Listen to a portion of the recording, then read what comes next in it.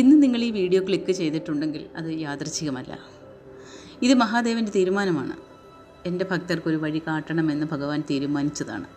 അതുകൊണ്ടാണ് നിങ്ങളിപ്പോൾ ഈ സംസാരം കേട്ടുകൊണ്ടിരിക്കുന്നത്. നമ്മളിൽ പല പേരും ജീവിതത്തിൽ തോറ്റുപോയി തളർന്നിരിക്കുകയാണല്ലേ.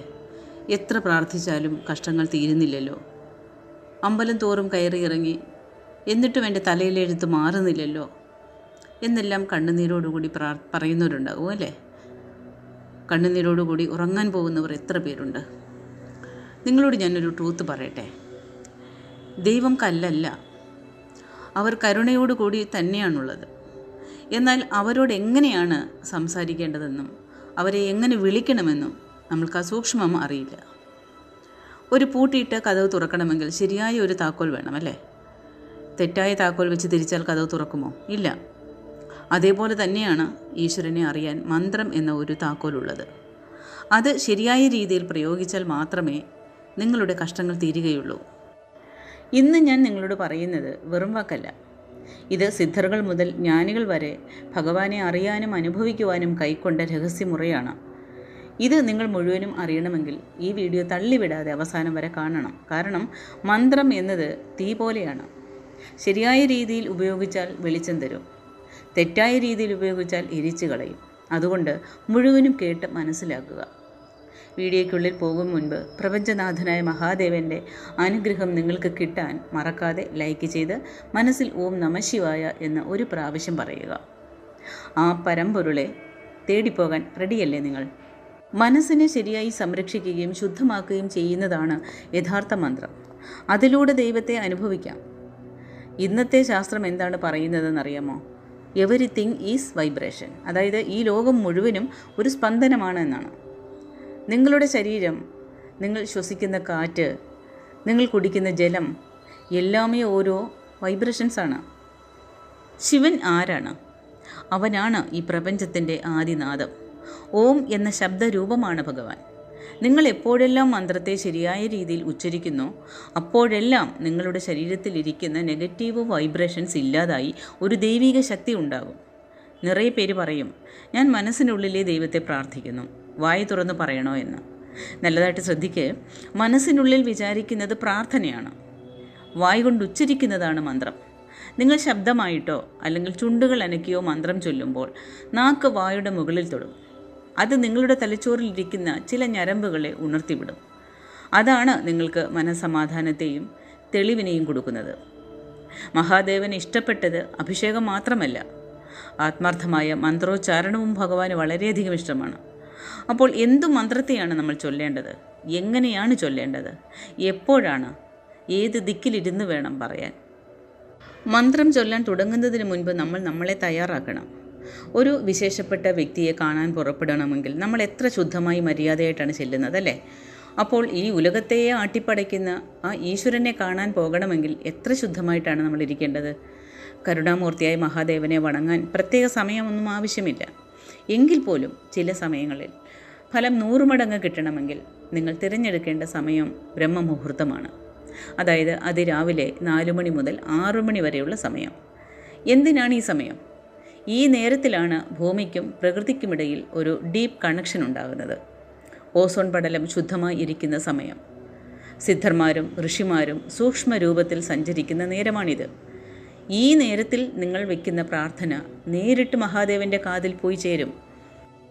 ട്രാഫിക് ഇല്ലാത്ത റോഡ് പോലെ നിങ്ങളുടെ പ്രാർത്ഥന ജെറ്റ് വേഗത്തിൽ ഭഗവാനിലേക്ക് എത്തിച്ചേരും. അത് പറ്റില്ല, ആ സമയത്ത് പറ്റില്ല എങ്കിൽ സായാഹ്നം വരുന്ന പ്രദോഷ സമയത്ത് 4:30 മുതൽ 6 മണി വരെയുള്ള സമയം. ഈ സമയം ശിവഭഗവാന് വളരെ യോജിച്ച സമയമാണ്. പിന്നെ ഏത് ദിക്കിലേക്ക് നോക്കിയിരുന്ന് വേണം ചൊല്ലാൻ? നിങ്ങൾ ഇരിക്കുന്ന ദിക്ക് മുഖ്യമാണ്. എപ്പോഴും വടക്ക് കിഴക്ക് ദിശയെ നോക്കിയിരിക്കണം. വടക്ക് കുബേരദിശ ജ്ഞാനത്തിൻ്റെ ദിശയാണ്. ജ്ഞാനമുണ്ടെങ്കിൽ എല്ലാം നമുക്കുണ്ടാകും. കിഴക്ക് സൂര്യൻ ഉദിക്കുന്ന ദിശയാണ്, വിജയത്തിൻ്റെ ദിശ എന്നുകൂടെ പറയാം. തെക്ക് ദിക്കിലേക്ക് നോക്കിയിരുന്ന് മന്ത്രം ഒരിക്കലും ജപിക്കാൻ പാടില്ല. വെറും തറയിലും ഇരിക്കരുത്. ഭൂമിയുടെ ഗ്രാവിറ്റി നിങ്ങളുടെ ശക്തിയെ വലിച്ചെടുക്കുമെന്നാണ് പറയുന്നത്. ഒരു കമ്പിളി വിരിപ്പോ അല്ലെങ്കിൽ ഒരു തുണിയോ വിരിച്ച് അതിൻ്റെ മുകളിൽ സുഖമായി നിങ്ങൾ ഇരിക്കുക. മുതുകുതണ്ട് നേരെ ഇരിക്കണം, കഴുത്ത് നേരെ വയ്ക്കണം. കാരണം മന്ത്രം ചൊല്ലുമ്പോൾ വരുന്ന ശക്തി നിങ്ങളുടെ മുതുകുതണ്ട് വഴിയാണ് മുകളിലേക്ക് വരുന്നത്, കുണ്ഡലിനി ശക്തി. ഇനി മഹാദേവൻ്റെ മികച്ച മന്ത്രത്തെ ഒന്ന് നോക്കാം. വേദങ്ങളുടെ മഹത്വം പാടുകയും അവയെ ആദരിക്കുകയും ചെയ്യുന്ന പവിത്രമായ മന്ത്രം. മരണഭയത്തെയും നെഗറ്റീവ് ശക്തികളെയും അകറ്റാൻ സഹായിക്കുന്ന ശക്തിയുള്ള മന്ത്രം ഓം നമഃ ശിവായ. ഇത് വെറും വാക്കല്ല, പഞ്ചഭൂതങ്ങളുടെ സംയോജനമാണ്. ന എന്നാൽ നിലം, മ എന്നാൽ ജലം, ശി എന്നാൽ തീ, വ എന്നാൽ കാറ്റ്, യ എന്നാൽ ആകാശം. ഈ 5 എഴുത്തിനെ ഒന്നിച്ചു ചൊല്ലുമ്പോൾ നിങ്ങളുടെ ശരീരത്തിലുള്ള പഞ്ചഭൂതങ്ങളും ശുദ്ധീകരിക്കപ്പെടുകയാണ്. ഈ വാക്കുകൾ എങ്ങനെയാണ് ചൊല്ലേണ്ടത്? ചുമ്മാതെ ഓം നമഃ ശിവായ ഓം നമഃ ശിവായ എന്ന് സ്പീഡിൽ ചൊല്ലരുത്. ചൊല്ലേണ്ടത് കണ്ണുകളെ അടച്ച് ശ്വാസത്തെ ആഴമായി ഉള്ളിലേക്കെടുക്കുക. ശ്വാസത്തെ ഉള്ളിലേക്കെടുക്കുമ്പോൾ മനസ്സിനുള്ളിൽ ഓം എന്ന് ചൊല്ലുക. ശ്വാസം പതിയെ വെളിയെ വിടുമ്പോൾ നമഃ ശിവായ എന്ന് ചൊല്ലുക. ഓരോ വാക്കുകൾക്കിടയിലും ഒരു ഗ്യാപ്പ് വേണം. ആ വാക്കുകളുടെ വൈബ്രേഷൻസ് നിങ്ങൾ ഉണരണം.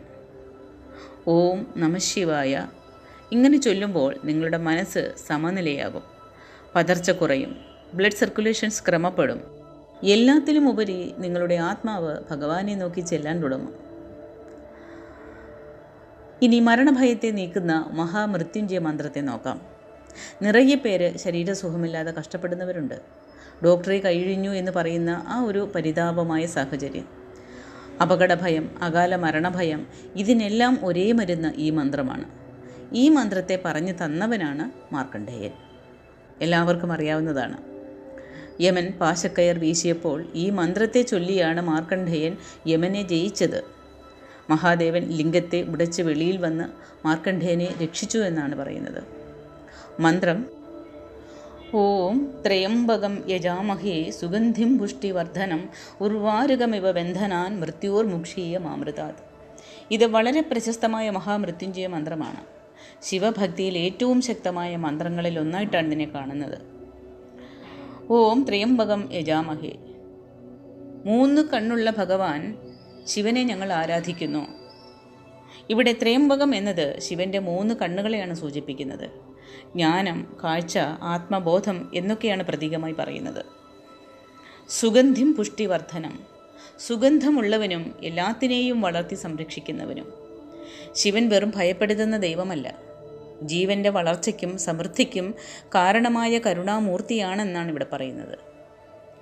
ഉർവാരുകമിവ ബന്ധനാൻ, പഴുത്ത വെള്ളരിക്ക അത് പഴമാകുമ്പോൾ വള്ളിയിൽ നിന്ന് എളുപ്പത്തിൽ വേർപെടുന്നത് പോലെ, വെള്ളരിക്ക പാകമാകുമ്പോൾ താനേ അത് വള്ളിയിൽ നിന്ന് വിട്ടുപോകും. അതുപോലെ മനുഷ്യൻ്റെ ആത്മാവ് ശരീരബന്ധങ്ങളിൽ നിന്ന് സ്വാഭാവികമായി വിടുതൽ നേടട്ടെ എന്നാണ് ഇതിൻ്റെ അർത്ഥം.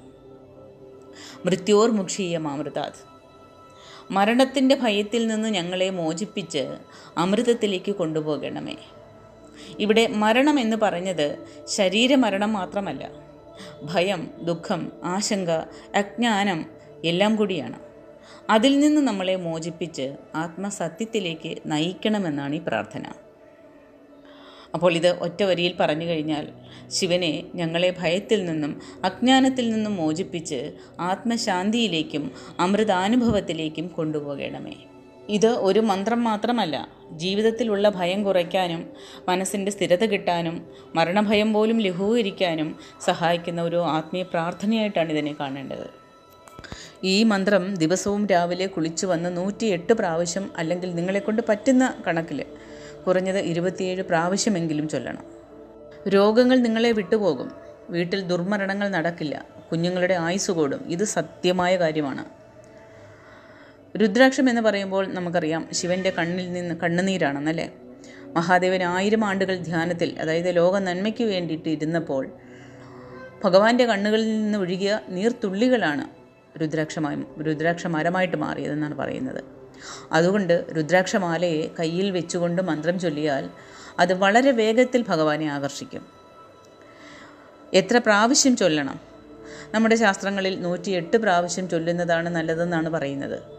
കാരണം 108 എന്ന എണ്ണം നമ്മുടെ ശരീരത്തിൽ മൊത്തം 72,000 നാഡികളുള്ളത്. അതത്രയും 108 മുഖ്യ പുള്ളികളിൽ കേന്ദ്രീകരിച്ചിരിക്കുകയാണ്.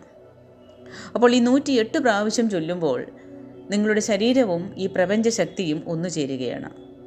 കയ്യിൽ മാലയെ വെച്ചുകൊണ്ട് ഓരോ മണിക്കും ഒരു മന്ത്രം ചൊല്ലണം. ആൾക്കാട്ടി വിരല് ഒരിക്കലും ഉപയോഗിക്കരുത്. തള്ളവിരലും നടുവിരലും ചേർത്ത് ആ രുദ്രാക്ഷമണിയെ ഉരുട്ടണം. ഇതാണതിൻ്റെ ശരിയായ മുറ. ഇത് ചൊല്ലിയാൽ എന്തു മാറ്റമാണ് വരുന്നത്, ഇതെല്ലാം ചെയ്താൽ എനിക്ക് എന്ത് കിട്ടും എന്ന് ചിലരെങ്കിലും ഓർക്കുന്നത് എനിക്ക് മനസ്സിലാകുന്നുണ്ട്. നിങ്ങൾ തുടർന്ന് 48 ദിവസം ഒരു മണ്ഡലകാലം ഇത് നിങ്ങളിന്ന് ചെയ്തു നോക്ക്. നിങ്ങളുടെ മുഖത്തിലിരുന്ന് ക്ഷീണം പോയി ഒരു ദൈവീക വെളിച്ചം, ഒരു തേജസ് ഉണ്ടാകും. നിങ്ങളെ കണ്ടാലേ മറ്റുള്ളവർക്കൊരു മര്യാദ തരാൻ തോന്നും. നിങ്ങളുടെ ഭയം പോകും. നാളെ എന്ത് നടക്കുമെന്ന ആ ഭയം ഇല്ലാതാകും.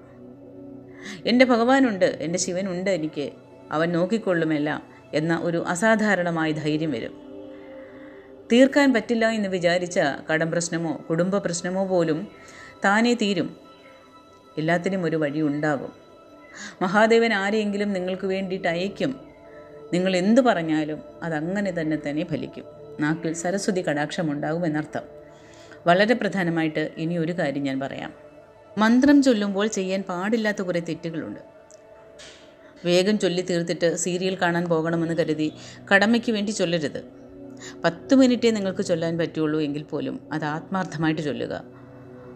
പ്രത്യേക കാര്യസാധ്യത്തിന് വേണ്ടിയിട്ട് ചൊല്ലുമ്പോൾ കുളിക്കാതെ അശുദ്ധമായ ശരീരത്തോടെയൊന്നും അശുദ്ധമായ മനസ്സോടെയൊന്നും ഈ മന്ത്രം ചൊല്ലരുത്. സ്ത്രീകൾ ആ അശുദ്ധമുള്ള സമയത്ത് മന്ത്രം ചൊല്ലേണ്ട. ഏകാഗ്രത ഉണ്ടാകില്ല എന്നതാണ് സത്യം.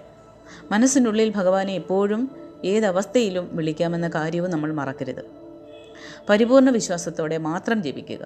ഈ മന്ത്രം ചൊല്ലിയാൽ നടക്കുമോ, അല്ലെങ്കിൽ എനിക്ക് എൻ്റെ കാര്യസാധ്യങ്ങളെല്ലാം നടക്കുമോ ഇതുകൊണ്ട് എന്നുള്ള ആ ഒരു സംശയത്തോടെ നിങ്ങൾ ഒരിക്കലും ചൊല്ലരുത്. ഇരുമനസ്സുള്ളവനെ ദൈവം പോലും കൈവിടുമെന്ന് നമ്മൾ കേട്ടിട്ടില്ലേ?